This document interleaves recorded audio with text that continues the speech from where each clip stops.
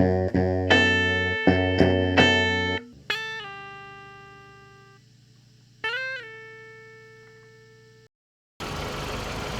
guys, today we're going to drive my 2001 Toyota Voxy.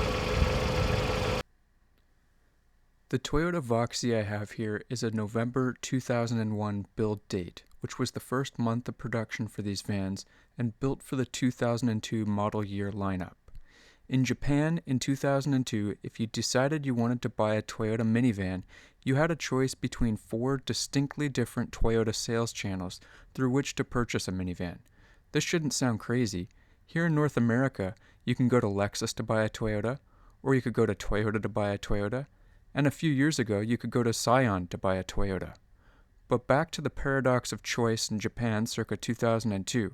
If you wanted a Toyota minivan, you had a choice between an Estima Hybrid, Alphard, Noah, Voxy, Hiace, Regis Hiace, Touring Hiace, Grand Hiace, Grand Via, Sparky, Town Ace, Light Ace Fan, and there's probably a few others in there. All with some form of substantial decision between engine options or 4x4 options, interior configuration, and factory options and accessories. So, if you figured out which van you wanted, you would then try to decide which sales channel you would buy it through.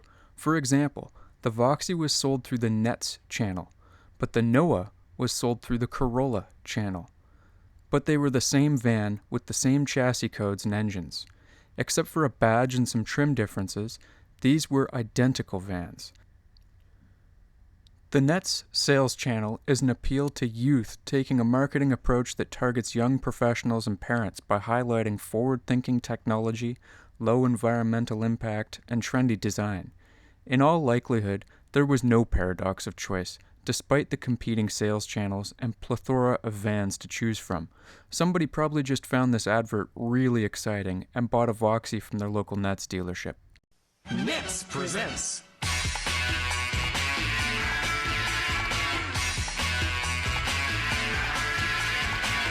I can't get no satisfaction.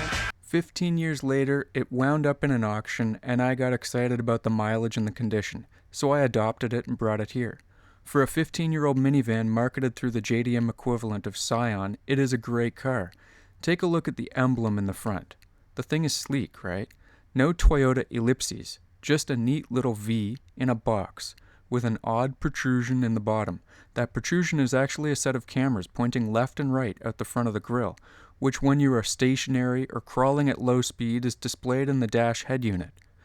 There's also a backup camera neatly tucked away into the tailgate. Inside, the Voxy has options I was not expecting either. I was thinking I'd bought an 8-passenger van with fixed rear benches, but like some JDM cult vans, the interior configuration of the Voxy is quite flexible.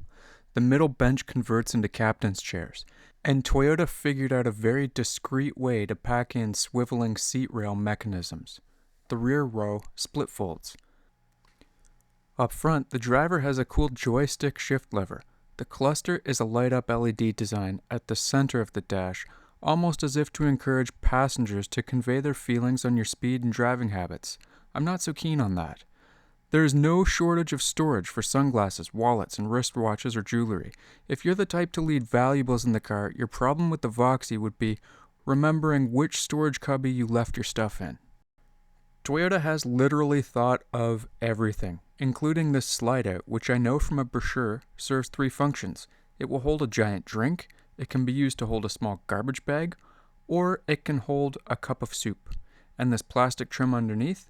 Obviously easier to wipe up spills from plastic than carpet.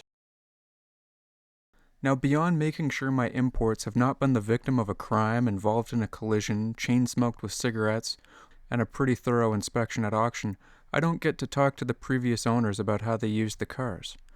This Voxy came equipped with a Cusco front strut tower bar, and then this homebrew chassis brace behind the front seats, and another one on the rear strut towers. For a relatively tall and narrow minivan, I was really impressed with the Voxy's handling.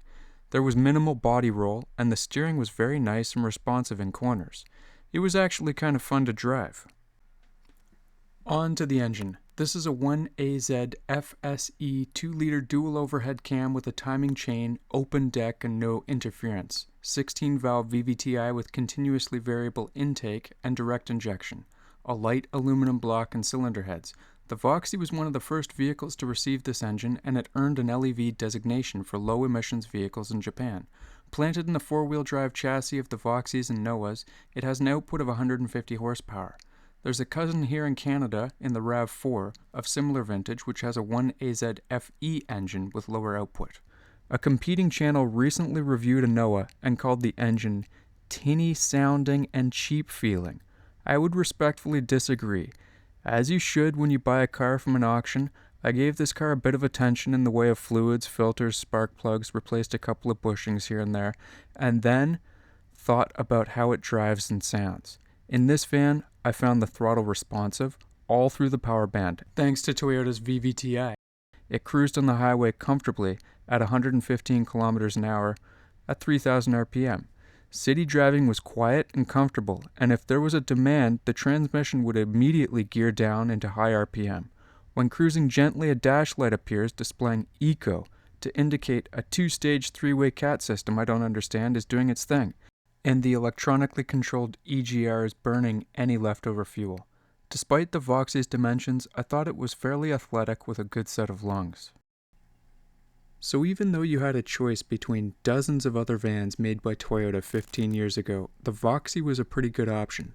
Toyota showcased innovative technology on the cheap, from push-button four-wheel drive to a punchy little LEV engine, packaged in a minivan that has aged really well. Thanks everybody for watching. I hope you liked the Voxy, and if you're interested in importing something like this, or any of the other vehicles you see on my channel, or anything else from Japan, I'd be happy to help out.